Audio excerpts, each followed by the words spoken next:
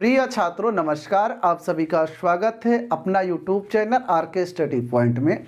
आज हम class 10th maths का previous year question paper solve करेंगे। आज हमने UP board previous year question paper 2024 का सेट नंबर 1 लिया है, जिसका पेपर कोड है 822 HV। इस प्रश्न पत्र में दो खंड देखने को मिलता है, खंड अ व खंड ब। खंड अ में बहुविकल्पीय प्रश्न होते हैं यानी MCQ क्वेश्चंस होते हैं, और खंड ब में वर्णनात्मक प्रश्न होते हैं। इसमें टोटल ये जो बहुविकल्पीय प्रश्न होता है वो 20 नंबर का आता है, यानी 20 मार्क का आता है, और ये जो वर्णनात्मक प्रश्न होता है ये 50 मार्क्स का आता है, यानी टोटल 70 मार्क्स का ये पेपर्स होता है और 30 नंबर प्रैक्टिकल का मिलता है। तो यहाँ पे आप देखिएगा 20 नंबर जो आज हम लोग कंफर्म करने वाले हैं, क्योंकि आज की इस वीडियो में हम 20 MCQ क्वेश्चन सॉल्व करेंगे। फिर सेकंड वीडियो में सेकंड पार्ट में हम इस वर्णनात्मक प्रश्न को सॉल्व करेंगे। तो आपको पूरा अंत तक देखना है ताकि 20 MCQ क्वेश्चन कंफर्म हो जाए, और उन छात्रों के लिए काफ़ी इम्पोर्टेंट होगा जो 2025 में पेपर देने वाले हैं। तो चलिए हम स्टार्ट करते हैं। इसके पहले क्वेश्चन से शुरू करते हैं। आपके पास अगर पेपर होगा 822 HV का तो उसको लेके आगे बैठ सकते हैं, क्योंकि इसको सॉल्व कराने में आपको एक मदद मिल सकती है। ठीक है, चलिए हम पहले क्वेश्चन की बात करते हैं। इसको हम पहले इरेज कर दें। अब देखते हैं इसका पहला क्वेश्चन क्या कहता है। तो इसका पहला क्वेश्चन है कि एक त्रिघात बहुपद के अधिक से अधिक शून्यक की संख्या होगी। देखिए, जो पहला सवाल इसने बोला है वो ये बोला है कि कोई यदि त्रिघात बहुपद है, कौन सा बहुपद? त्रिघात बहुपद है, तो उसकी अधिकतम से अधिकतम जो है कि शून्यक कितना हो सकता है। तो सबसे पहले हमें ये जानना है त्रिघात बहुपद क्या होता है। ऐसा बहुपद जिसकी अधिकतम घात 3 होती है त्रिघात बहुपद कहलाता है। और जानकारी के लिए एक चीज़ और आपको बता दें कि जिस बहुपद की जितनी घात होती है ना, उतनी शून्यक हो सकती है, उतनी शून्यक होती है।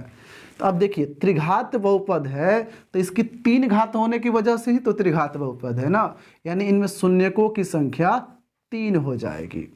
अगर द्विघात बहुपद होता तो शून्यकों की संख्या 2 होती।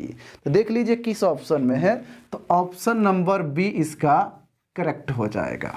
चलिए अब बात करते हैं दूसरे क्वेश्चन की। तो हमारा दूसरा क्वेश्चन है, कह रहा है संख्या 140 का अभाज्य गुणनखंड होगा। हमें इसमें बताना है कि 140 का अभाज्य गुणनखंड होगा। तो पहले हम इसका गुणनखंड, अभाज्य गुणनखंड कर लेते हैं, देखते हैं कौन से ऑप्शन मैच करता है। तो ये हो जाएगा 70 बार में डिवाइड कर देंगे, फिर 2 से डिवाइड होगा तो 35 बार में डिवाइड हो जाएगा। अब देखिए यहाँ से 5 से करते हैं तो 5 सत्ते 35 हो जाएगा, ये 7 का में 7 हो जाएगा। यानी 140 का जो अभाज्य गुणनखंड यानी गुणनखंड इसका किया हमने, तो मिला 2 गुणे 2 गुणे 5 गुणे 7। यहाँ 2 बार आया है, इसलिए हम पावर में 2 लिख देंगे, और ये 5 गुणे 7। अब इसको आप देख सकते हो किस ऑप्शन में है, जिस ऑप्शन में होगा वही आंसर हो जाएगा। तो ये जो है ऑप्शन नंबर सी में दिया हुआ है, तो इसका जो है कि ऑप्शन नंबर सी करेक्ट हो जाएगा। चलिए इसी के साथ हम अब तीसरे क्वेश्चन की तरफ चलते हैं। तो हम लोग का तीसरा क्वेश्चन कह रहा है भाज्य भाजक भागफल एवं शेषफल में संबंध होगा। तो देखियो यहाँ पे भाज्य भाजक और शेषफल में, भागफल और शेषफल में जो संबंध होता है, सीधा आपको पता होगा जो भाज्य होता है वो भाजक गुणे भागफल प्लस शेषफल, ये रिलेशन होता है। अब भाज्य भाजक भागफल शेषफल क्या होते हैं, इसके लिए हम आपको समझा देते हैं। जैसे मान लीजिए कोई भाग आ जाए, जैसे मान लीजिए 43 है, और आपको जो है कि मान लीजिए 9 से ही डिवाइड करना हो,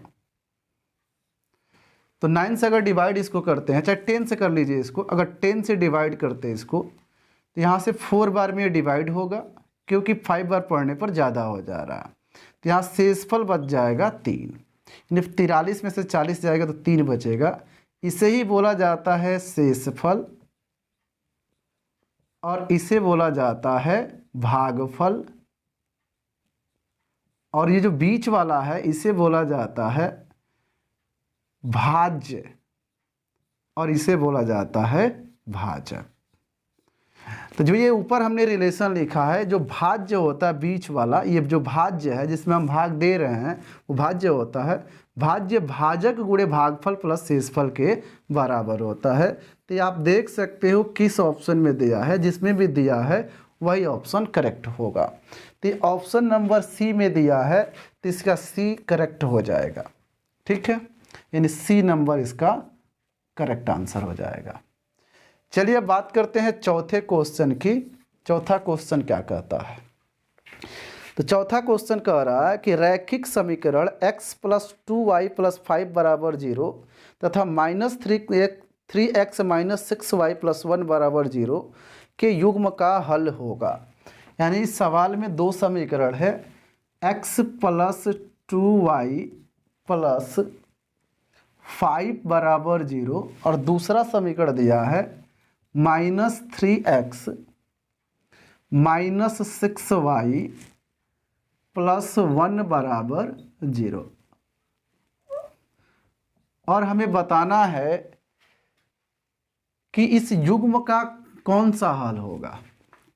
तो देखिए इसके ना 3 कंडीशंस होते हैं, हम आपको पहले कंडीशन समझा देते हैं तब इस क्वेश्चन को सॉल्व कराते हैं। पहला कंडीशन होता है a1/a2 बराबर b1/b2 अगर नॉट इक्वल टू हो जाए, पहला कंडीशन है, तो रेखाएं प्रतिच्छेद करती हैं। क्या करती हैं? पहला कंडीशन, तो रेखाएं प्रतिच्छेद करती हैं, ठीक है। अगर रेखाएं प्रतिच्छेद करेंगे तो इनका अद्वितीय हल होगा। कैसा होगा? तो अद्वितीय हल होगा, और साथ में ये संगत भी होंगे, यानी 3 कंडीशन हम याद कर सकते हैं। दूसरा कहता है यदि a1/a2 बराबर b1/b2 not equal to c1/c2 है तो रेखाएं समांतर होंगी। यानी रेल की पटरी आप देखे हो ना, तो रेल की पटरी जैसे हो जाएगी इस तरीके से, जो आपस में कभी नहीं मिलती है। तो अब एक बात बताइएगा, जब समांतर हो जाएगा, जब कटवे नहीं करेगा तो उसका हल मिलेगा? कहाँ से मिलेगा? यानी कोई हल नहीं है इसका। अगर इस तरीके का कंडीशन आता तो सीधा आप लिखिएगा कोई हल नहीं है, कोई हल नहीं होगा। और जब कोई हल नहीं होगा तो ये असंगत हो जाएगा। क्या हो जाएगा? तो असंगत हो जाएगा, ठीक है। तीसरा भी कंडीशन सीख लीजिए, 3 ही कंडीशन तो होते हैं। a1/a2 बराबर b1/b2 बराबर c1/c2 हो जाए तो इसका मतलब रेखाएं संपाती हो जाती है, मतलब कोई अंतर नहीं रहता, एक ही के ऊपर एक ही जो है कि चढ़ जाती है, संपाती हो जाती है। तो इसको कहते हैं संपाती वाला कंडीशन, ठीक है। और रामायण वाला संपाती ना समझ लीजिएगा। उसके बाद क्या होता है? अगर संपाती हो गया मतलब अनेक हल मिलेंगे, अनंत हल मिलेंगे, अनेक हल होंगे, यानी लिख सकते हो अनंत होंगे, इसके अनंत हल मिलेंगे, और ये भी संगत ही होगा। ये कंडीशन है, इस पर बड़े सवाल पूछे जाते हैं, माने अव्वल दर्जे के सवाल इस पर पूछे जाते हैं। अब देखा जाए ये सवाल जो है कौन से कंडीशन को फॉलो कर रहा है। यहाँ से a1/a2 निकालते हैं। देखिए इसका गुणांक a1 होता है, इसका गुणांक a2 होता b1 होता है, इसका ये c1 होता है। इसका गुणांक a2 है, इसका गुणांक b2 है, और ये c2 है। a1/a2 निकाले तो ये 1/-3 हो जाएगा। अगर b1/b2 निकाले तो b1 है 2 और b2 है -6। इसको सॉल्व करेंगे तो 1/-3 हो जाएगा। और c1/c2 अगर हम निकाले तो देखिएगा 5/1 होगा, इसमें आप देख रहे हो a1/a2 b1/b2 दोनों बराबर है, क्योंकि दोनों का मान 1/-3 1/-3 है। यानी इसके अनुसार मिल रहा है a1/a2 बराबर b1/b2, लेकिन ये c1/c2 के बराबर नहीं है। यानी ये सेकंड वाले कंडीशन को फॉलो कर रहा है, यानी रेखाएं समांतर होंगे, नहीं युग्म का कोई हल नहीं होगा। अब ऑप्शन में आप देख लीजिए किस में ये दिया हुआ है। तो पहला ऑप्शन दिया है अद्वितीय, अद्वितीय तो है नहीं, अद्वितीय वाला तो ये कंडीशन है, तो ऑप्शन गलत हो गया। दूसरा दिया है 2, ये भी नहीं होगा। तीसरा अपरिमित रूप से अनेक हल, अनेक हल वाला तो है नहीं, तीनों बराबर होता तब न कहते। तीसरा है इनमें से कोई नहीं, तो यही हम लोग का ऑप्शन हो जाएगा डी, इनमें से कोई नहीं, इनमें से कोई नहीं होगा। ठीक है, अब हम बात करते हैं इसके आगे। इसको पहले हम इरेज कर दें। हम लोगों ने कुल मिला के 4 क्वेश्चन सॉल्व कर लिए हैं। अब हम 5वें क्वेश्चन की बात करेंगे। हम आशा करते हैं कि आपको ये समझ में आ रहा है। अगर पेपर आपके पास होगा तो आप उससे मिला भी रहे होंगे, बिल्कुल पेपर से बाहर नहीं जाएंगे हम। देखिए 5वां क्वेश्चन है समांतर श्रेणी का। समांतर श्रेणी एक दिया हुआ है -5 -1 और दिया है 3 7 ... ये एक एपी है, यानी समांतर श्रेणी इसने दिया है, और इसमें सीधा इसने सर्वांतर यानी डी की वैल्यू पूछा है। देखो सर्वांतर निकालना बड़ा ही आसान काम है, एकदम हलवा है। कोई भी समांतर श्रेणी दी हुई हो, अगर अगले वाले में से पिछले वाले को घटा दो तो सर्वांतर निकल जाता है। अगर -1 में से -5 घटा दो तभी भी उतना ही आएगा। 3 में से -1 घटा दो तभी भी सर्वांतर निकल जाएगा। 7 में से 3 घटा दो तभी भी सर्वांतर निकल जाएगा। तो क्यों इसके चक्कर में हम लोग पढ़ने जाए, यही में से नहीं घटा देंगे तो 7 में से 3 जाएगा तो बचेगा 4, यानी 4 ही हम लोगों का सर्वांतर हो जाएगा। हम लोगों का नहीं, इसका सर्वांतर हो जाएगा। तो देख लीजिए किस ऑप्शन में है, तो ऑप्शन नंबर डी में दिया हुआ है 4, तो ऑप्शन नंबर डी करेक्ट हो जाएगा। चलिए नेक्स्ट क्वेश्चन की बात करते हैं, 6ठे नंबर क्वेश्चन की। तो देखिए 6ठा नंबर क्वेश्चन क्या कह रहा है, द्विघात समीकरण ax² + bx + c = 0 का विविध कर हो। ये तो सीधा जो है कि फॉर्मूला ही पूछ दिया है। ax² + bx + c बराबर अगर 0 है तो इसका विविध कर पूछा गया है, यानी डिस्क्रिमिनेंट पूछा गया है, डी की वैल्यू पूछा गया है। बड़ा आसान है, सीधा फॉर्मूला होता है b² - 4ac, यही विविध कर होता है। देख लीजिए किस ऑप्शन में है, तो ये ऑप्शन नंबर सी में है, तो इसका भी ऑप्शन नंबर सी करेक्ट हो जाएगा। अब बात करते हैं 7वें क्वेश्चन की। क्या कह रहा है, तो कहा है कि 2 बिंदुएं 2 3 और 4 1 के बीच की दूरी होगी। देखिए बड़ा आसान क्वेश्चन आ गया। 2 बिंदुएं दिया हुआ है 2 3 और 4 1, 2 3 और 4 1, और इसके बीच की दूरी बतानी है। देखिए दूरी का सूत्र तो आपको पता है, x2 - x1 का होल स्क्वायर + y2 - y1 का होल स्क्वायर, लेकिन ये उनके लिए है जिनको निकालने का कम ढंग आता है। जल्दी से निकालना है, बड़ा आसान काम है। जिसको कुछ भी ना आता हो, दूरी निकालना आता ही ना हो, वो भी इसको निकाल सकता है। कैसे, देखो ये 2 बिंदु दिया है ना, ठीक है, इसका पहला देख लो, या तो आप इसमें से पूरा इसको घटाना या तो इसमें से इसको घटाना, डिसाइड कर लेना पहले। चलिए हम इसमें से इसको घटाने वाले हैं, इसके पहले में से इसके पहले को घटा दो। देखो 4 में से 2 को घटा दो, घटाने के बाद आपको वर्ग कर देना है। इसका देखिए दूसरा, इसका दूसरा, प्लस लगा दीजिए, इसका दूसरा 1 है, इसका दूसरा 3 है। देखिए दूसरा पहला का मतलब ये है, इसका ये x गुणांक, इसका x अक्ष का निर्देशांक है, ये इसका x अक्ष का निर्देशांक है, यही x2 है। अगर ऐसे लिखते तो ये हो जाता x1 y1, ये हो जाता x2, ये हो जाता y2। मतलब फॉर्मूला पे भी बनाते तो ऐसा ही होता। तो चिंता आपको बिल्कुल नहीं करनी है, इसमें से इसको घटा देना है और इसमें से इसको घटा देना है, ठीक है। 4 में से 2 गया 2 और 2 का वर्ग होता है 4। 1 में से 3 तो नहीं घटेगा, लेकिन 3 में से तो 1 तो घट ही जाएगा, तो 3 में से 1 जाएगा तो -2 होगा। -2 का वर्ग भी 4 ही होता है। 4 और 4 हो जाएगा 8। 8 को सॉल्व करोगे तो 2√2 आ जाएगा। कहाँ से आएगा ये? क्योंकि 2 गुणे 2 गुणे 2 तोड़ोगे तो 2 का जोड़ा बनेगा। चलिए यहाँ तोड़ ही देते हैं। 2 गुणे 2 गुणे 2, देखिए इसका जोड़ा बना तो ये बाहर हो गया, इसका जोड़ा नहीं बेचारा इसी में रह गया। तो 2√2 जो है कि आंसर सही हो जाएगा, जो ऑप्शन नंबर बी में दिया हुआ है, यानी ऑप्शन नंबर बी इसका करेक्ट हो जाएगा। चलिए नेक्स्ट क्वेश्चन की तरफ चलते हैं। 8वें क्वेश्चन की बात करते हैं। 8वां क्वेश्चन क्या कह रहा है?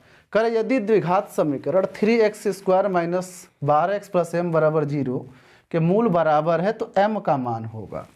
यानी हमारे सामने जो समीकरण दिया है वो ये है 3x² - 12x प्लस में m बराबर 0। अब इसने बोला है कि इसका विवितकर 0 है। जब इसका विवितकर 0 है तो विवितकर b² - 4ac ही तो होता है ना।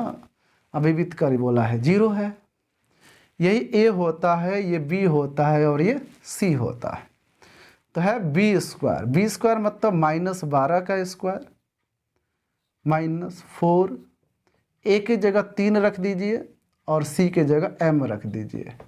m की ही तो वैल्यू बतानी है हमें। 12 का वर्ग होता है 144, ये हो जाएगा 4 × 12, m बराबर 0। एक काम करिए 144 को उधर भेज दीजिए तो ये हो जाएगा -12m बराबर -144 प्लस 144 में है, इधर जाएगा -144, माइनस से माइनस कट गया, ये 12 से 12 बार में कट जाएगा, तो m बराबर आ जाएगा 12। अब आप देख लीजिए किस ऑप्शन में है, तो ये है ऑप्शन नंबर डी, इसका करेक्ट हो जाएगा, यानी डी में ये करेक्ट हो जाएगा। अब 9वें क्वेश्चन की बात करते हैं। तो 9वां क्वेश्चन जो है कह रहा एक समबाहु त्रिभुज ABC की भुजाएं 2a है, उसके प्रत्येक शीर्ष लंब की लंबाई होगी। यानी हमारे पास एक त्रिभुज दिया है समबाहु त्रिभुज, इसने बोला है कि प्रत्येक शीर्ष लंब की लंबाई कितनी होगी, जबकि सबकी भुजाओं की लंबाई 2a है। देखना साथियों, अगर एक का पता चल जाए तो सब तो उतने ही लंबा के होंगे ना। अब देखिए ये 2 है तो ये भी a का हो जाएगा, ये भी a का हो जाएगा, और चूंकि ये 90 डिग्री का है, ठीक है। अब देखिएगा पाइथागोरस प्रमेय से यही तो शीर्ष लंब है ना।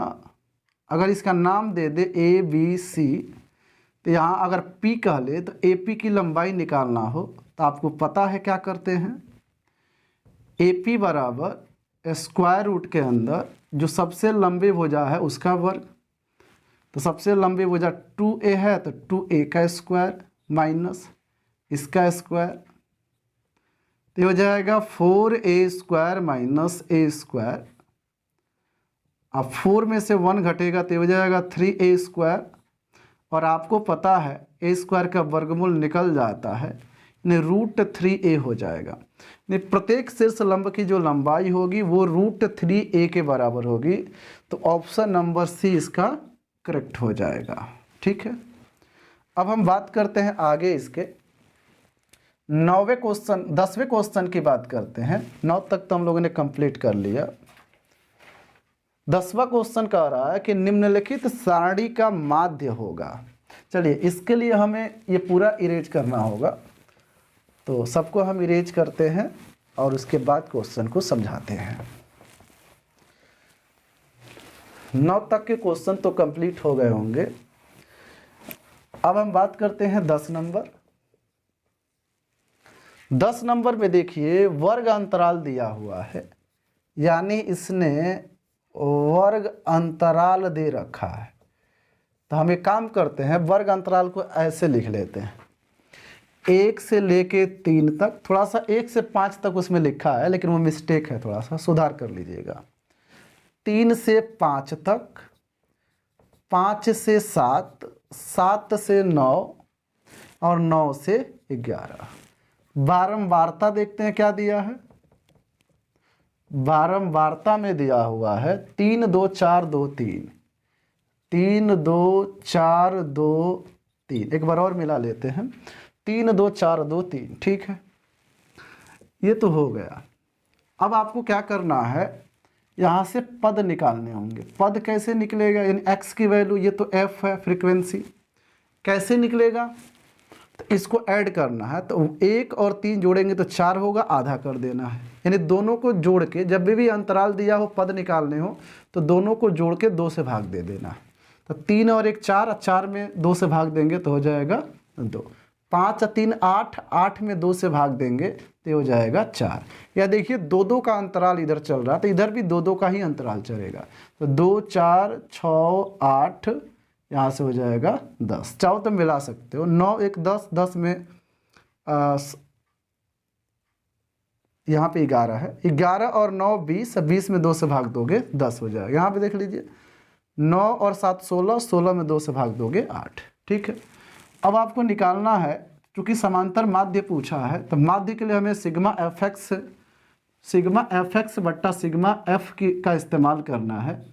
इसलिए हमें सबसे पहले एफ एक्स निकालना होगा। देखिए एफ ये रहा, एक्स ये रहा, एफ और एक्स का गुणा करते हैं तो एफ एक्स बनता है। यानी 3 का 2 का गुणा करना है, 2 का 4, मैंने इनको आपस में मल्टीप्लाई करना है। तो 3 दूना हो जाएगा 6, 2 चौको हो जाएगा 8, 6 चौको हो जाएगा 24, 8 दूना हो जाएगा 16 और 10 तियाँ हो जाएगा 30। इसको जोड़ के हम सिग्मा एफ निकाल लेते हैं। तो 3 2 5 4 9, 9 2 11, 3 14, 11 3 14 हो जाएगा। यहाँ पे सिग्मा एफ एक्स निकाल लेते हैं। तो 8 6 14, 4 18, 18 और 6 24, 24 का 4 हो जाएगा, हासिल हो जाएगा 2 2 4 1 5 5 3 8, यानी 84 हो गया। और फॉर्मूला आपको पता है, समांतर माध्य बराबर होता है सिग्मा एफ एक्स बट्टा सिग्मा एफ एक्स की वैल्यू है, सिग्मा एफ एक्स की वैल्यू है 84 और सिग्मा एफ की वैल्यू है 14, यानी 14। 14 छक्के होता है 84, यानी समांतर माध्य 6 आ जाएगा, ये आंसर हो जाएगा। देख लीजिए किस ऑप्शन में है, तो ऑप्शन नंबर डी इसका करेक्ट हो जाएगा। नेक्स्ट क्वेश्चन की तरफ चलते हैं। लो, बड़ा ही आसान सवाल आ गया। कह रहे साइन 27 बट्टा कॉस 63, यानी साइन 27 बट्टा कॉस 63 की वैल्यू पूछा है। कभी भी आपके सामने ऐसे क्वेश्चंस आ जाए, सीधा इसका आंसर 1 होता है। कैसे आपको करना है, साइन का उल्टा पता हो, साइन का उल्टा कॉस को, ऐसे मतलब एक कॉम्बिनेशन होता है ना साइन का कॉस के साथ, और उसके बाद से टेन का कॉट के साथ, कोसेक का जो है कि सेक के साथ। ठीक है ना, और इसको जोड़ने के बाद अगर 90 आ जाए तो सीधा 1 लिख लीजिएगा। चलिए हम बता देते हैं वैसे 1 कहाँ से आता है। देखिए आप इसको 27 को 90 माइनस 63 तो लिख ही सकते हो, बिल्कुल, क्योंकि 90 में से 63 घटाएंगे तो पुनः 27 आ जाएगा। नीचे वाला वैसे ही छोड़ दीजिए, कॉस 63। अब देखिए साइन 90 माइनस थीटा बराबर होता है कॉस थीटा, तो यानी कॉस 63 हो गया।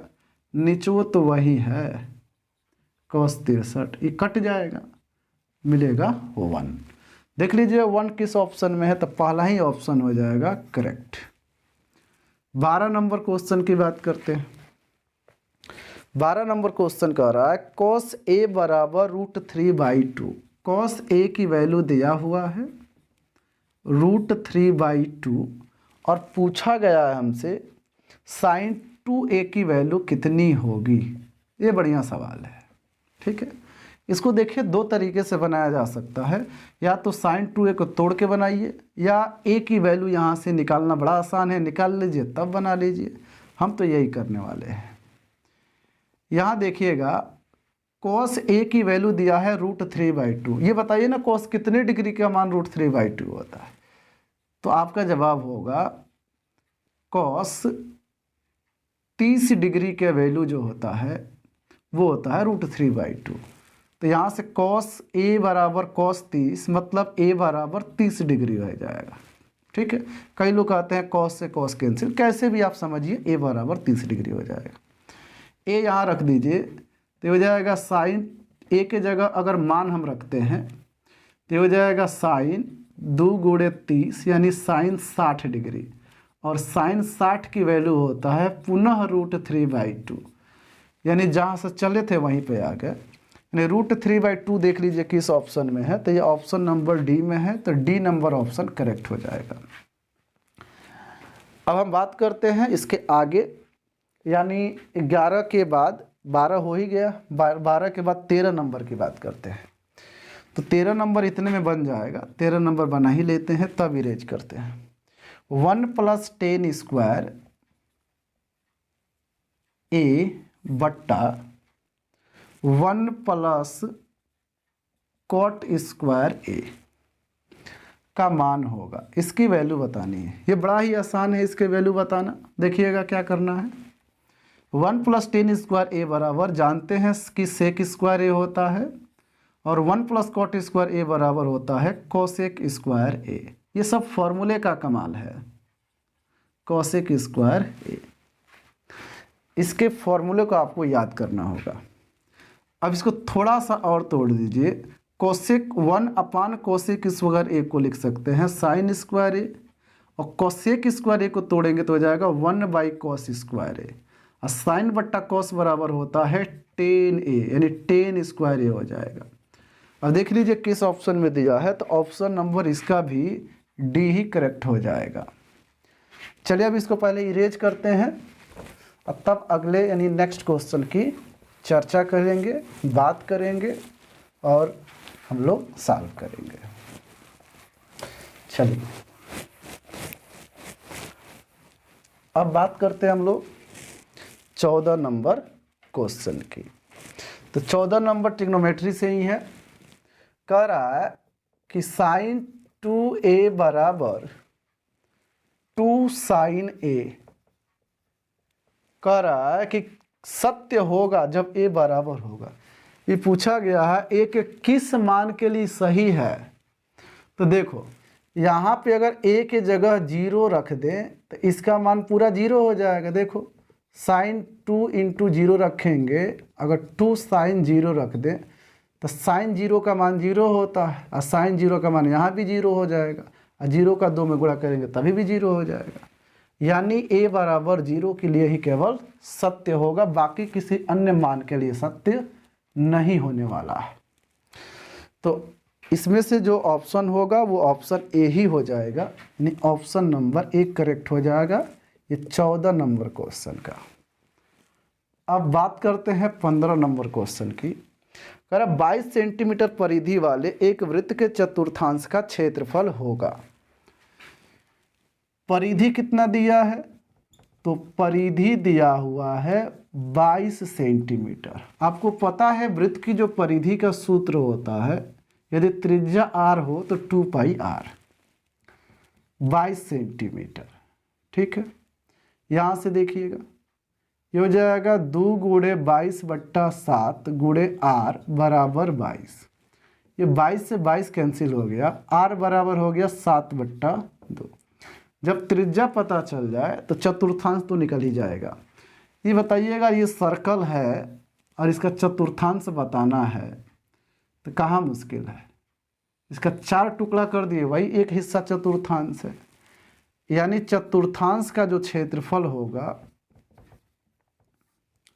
चतुर्थांश का जो क्षेत्रफल होगा वो वृत्त के क्षेत्रफल का, वृत्त का क्षेत्रफल πr² ही तो होता है, तो वृत्त के क्षेत्रफल का 1/4 ही तो होगा ना। रोटी घर पे खाते हो, कहते हो आधा खाड़ा दीजिएगा, आधा खाड़ा मैंने आधा कर देते हो, कहते 1 टुकी दीजिए, 1 टुकी मैंने ये ना मांगते हो आप, 1 का 4 टुकड़ा कर देते हो, तो चौथा हिस्सा का है। तो 1/4 गुणे 22/7 गुणे r के जगह यह 7/2, 7/2, काहे कि r 2 बार है। अब देखो 7 से 7 तक कट गया, 2 से 11 बार में कट गया, 11 × 7 = 77 और 4 × 2 = 8, ये 77/8 सेंटीमीटर स्क्वायर। अब देख लो बाबू किस में ये दिया हुआ है, तो 77/8 जौन है उस सी नंबर ऑप्शन में दिया है, तो यह सही हो जाएगा। हम आशा करते हैं कि अभी तक आप जो भी हमने बताया है वो सब आपको समझ में आया है।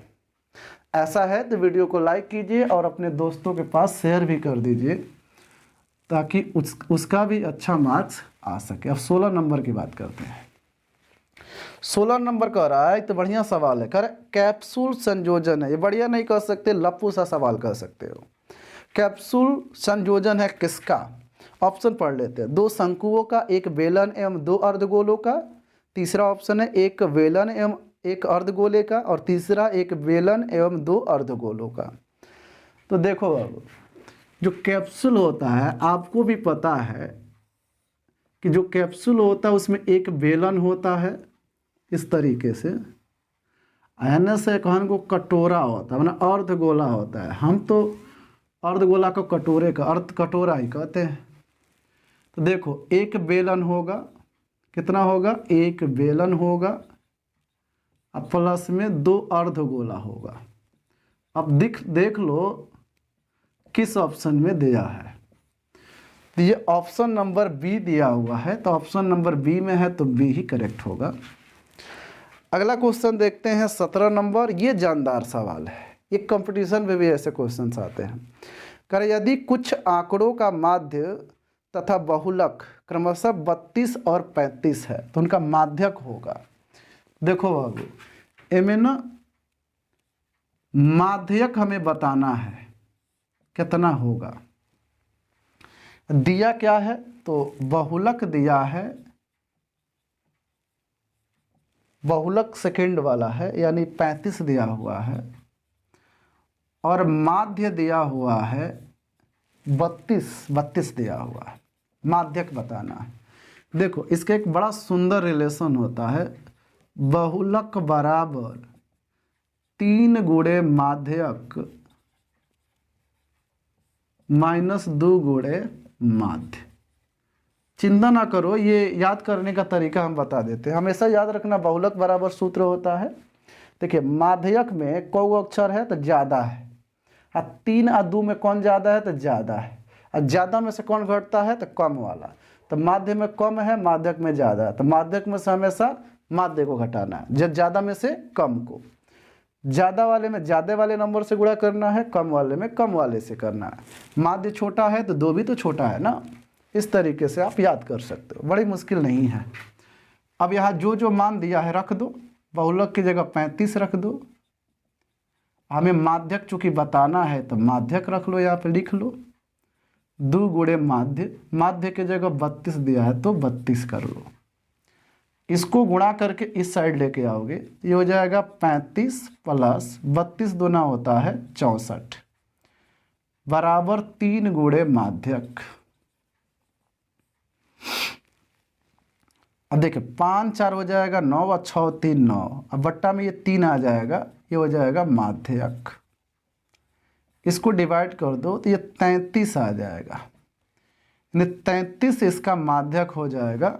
देख लो ऑप्शन नंबर किस में दिया है, तो ऑप्शन नंबर डी में दिया है, तो डी इसका करेक्ट हो जाएगा। तो 17 तक हम लोगों ने क्वेश्चन सॉल्व कर लिया है, मात्र अब 3 क्वेश्चन बचे हुए हैं। तो चलिए उनको भी हम लोग सॉल्व कर ही लेते हैं, ठीक है। तो हम लोग का 18 नंबर क्वेश्चन फिर से जो है कि बहुलक से ही रिलेटेड है। कारण निम्नलिखित बारंबारता सारणी का बहुलक वर्ग होगा। देखो इसमें वर्ग अंतराल दिया हुआ है 0 5, ये वर्ग अंतराल है, वर्ग अंतराल दिया है 0 5, 5 10, 10 15 और 20 25, ठीक है ना। 20 25, 8 7 18, 8 7 18 19 है। कैसे मिस्टेक हो गया, कोई छूटा है? 0 से 5, 5 से 10, 10 से 15, 15 से 20 यहाँ पे छोड़ दिए हैं, 15 से 20, 20 से 25। अब ठीक है 19 और 6, ये बारंबारता दिया हुआ है। हमें बताना है बहुलक वर्ग कौन सा होगा। तो बहुलक वर्ग का तो एक ही है, जिसकी बारंबारता सबसे ज़्यादा होती है वही बहुलक वर्ग होता है। तो सबसे ज़्यादा बारंबारता है 19, तो हम लोग का बहुलक वर्ग हो जाएगा ये, यानी यही हम लोग का आंसर होगा। देख लो किस ऑप्शन में है, तो ऑप्शन नंबर बी में है, तो इसका बी नंबर करेक्ट हो जाएगा। चलिए अब हम बात करते हैं 19 नंबर की। तो पहले हम इसको करते हैं इरेज। 2 ही क्वेश्चन और बचे हैं, 19 और 20 नंबर, और जो काफ़ी इम्पोर्टेंट है, प्रायिकता से रिलेटेड है, तो इसको तो ज़रूर करना है। इसको अगर सीखते हो तो आपको 2 नंबर कहीं जाने वाले नहीं हैं। सवाल कह रहा है एक पासे को एक बार फेंकने पर, सॉरी अभी 19 नंबर देखना है ना, 2 पासों को एक साथ उछालने पर दोनों पासों पर प्राप्त संख्याओं का योगफल 10 होने की प्रायिकता ज्ञात कीजिए। इस सवाल में 2 पासे उछाले गए हैं। अब देखिए हम आपको बता दें, एक पासा में ना कुल 6 कंडीशन होते हैं, और जब 2 पासा उछाला जाता है तो एक फॉर्मूला होता है, जितने पासे उछाले जाते हैं, मतलब 2 बार उछाला जाएगा तो 2 पावर करना, 3 बार उछाला जाएगा तो 3 पावर करना है, ये NS की वैल्यू निकल जाता है, यानी टोटल जो है कि घटनाओं की संख्या निकल जाती है। ठीक है ना, कुल परिणामों की संख्या पता चल जाती है, जो 36 हो जाएगी। अब बोला है दोनों पासों का आने वाले अंकों का योग 10 होना चाहिए।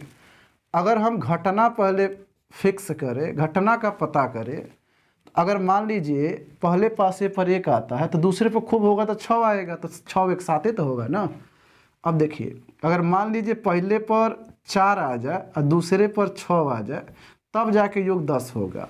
यानी हो सकता है कि पहले पे 4 आ जाओ और दूसरे पे 6 आ जाओ, हो सकता है कि पहले पर 5 और दूसरे के ऊपर 5 आ गया हो सकता है पहला पर 6 और दूसरा पर 4 आया हो। अब एक बात बताइए, क्या इसके अलावा कोई कंडीशन हो सकता है? तो अब नहीं हो पाएगा। यानी इसका जो n यानी घटनाओं की जो संख्या हो जाएगी, घटनाओं की संख्या को n से दिखाते हैं, 1 2 3, 3 घटना घट सकती है। तो देखिए इस ई के माने जो घटना हम लोगों ने फिक्स किया है, इसके घटने की जो प्रायिकता होगी वो होगा NE बट्टा NS, यानी अनुकूल परिणामों की संख्या बट्टा कुल परिणामों की संख्या। घटनाओं की कुल संख्या 3 है, सॉरी कुल बोल रहे हैं, अनुकूल घटनाओं की संख्या 3 है और कुल घटनाओं की संख्या यहाँ पे 36 है। भाग दे दीजिए, तो 3 का में 3 और 3 का में 3, 3 दूना 6, 12 3 36, यानी 1/12 आ जाएगा। इसकी प्रायिकता 1/12 जो ऑप्शन नंबर ए में दिया हुआ है। अब हम लोग का लास्ट क्वेश्चन है, इसकी भी बात कर लेते हैं। कर एक पासे को एक बार फेंकने पर सम संख्या प्राप्त होने की प्रायिकता होगी। ये भी बढ़िया क्वेश्चन है। इस बार ना एक ही पासे उछाले गए हैं। जब एक पासे उछाले जाएंगे तो कुल घटनाओं की जो संख्या होगी वो 6 ही तो होगी। या तो हो सकता है 1 आ जाए, 2 आ जाए, 3 आ जाए, 4 आ जाए, या 5 या 6 आ जाए। घटना की बात करें तो बोला है सम संख्या के ऊपर आने की, तो 2 आ सकता है, 4 आ जाए, 6 आ जाए, सब सम संख्या ही तो होते हैं। बाकी 1 3 5 ये सब विषम संख्या हो जाती है। यानी जो घटना की संख्या हो गई वो भी तो 3 ही हो गई। अब प्रायिकता निकाले अगर सम संख्या आने की प्रायिकता, तो हो जाएगा NE बट्टा NS। तो NE की वैल्यू 3 है और कुल घटनाओं की संख्या यानी NS की वैल्यू 6 है। तो 3 1 जा 3, 3 2 जा 6, यानी हो जाएगा 1/2। तो इसकी प्रायिकता 1/2 हो जाएगी, जो ऑप्शन नंबर सी में दिया हुआ है। तो सी करेक्ट हो जाएगा। अब हम आशा करते हैं कि आपको 20 के 20 क्वेश्चन समझ में आए हैं और आपको एक आइडिया भी लग गया होगा कि किस तरीके के क्वेश्चन एग्जाम में आ रहे हैं। इसके बाद जो हम सेकेंड पार्ट करवाने वाले हैं, जो वर्णनात्मक प्रश्न है जो 50 नंबर के आते हैं, उसको ज़रूर करिएगा, उसको ना भूलिएगा। ठीक है, हम कल ही आपको जो है कि ये सेकेंड पार्ट आपका करा देंगे। जो 822 पेपर जो कोड था, 822 HB का हम सेकेंड पार्ट कराएंगे। तो फिर मिलते हैं कल। आज के लिए बस इतना ही। धन्यवाद।